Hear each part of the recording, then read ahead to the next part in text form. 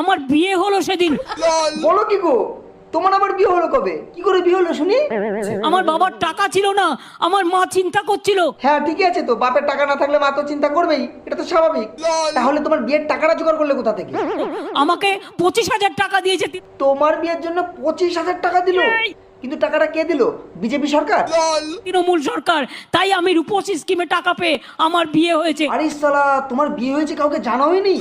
এইবার তোমার বিরুদ্ধে আন্দোলন করব। আন্দোলন কাকে বলে এইবার তোমাকে শেখাবো। এই আন্দোলন আমাকে কেউ শেখাবে না। আন্দোলন তোমাকে শেখাবো না। তুমি কোন লগ্নে জন্মগ্রহণ করেছো? আমি আন্দোলন লগ্নে জন্মগ্রহণ করেছি। তুমি যেই লগ্নেই জন্মগ্রহণ করো না কেন, তোমার শিক্ষা আমি দিয়েই ছাড়বো। তো কোন হ্যাঁ? আমাকে চেনো না? আমি দা বং কেজি গাই। তোর তো গলায় দড়ি দিয়ে মরা উচিত। তুমি ছেলে না মেয়ে সেটাই এখনো পর্যন্ত জানতে পারলাম না। তোমার ডিএনএ টেস্ট করতে আমি আসছি, দাঁড়াও। এসো ডিএনএ টেস্ট করতে, ভালো করে দিয়ে দেবো।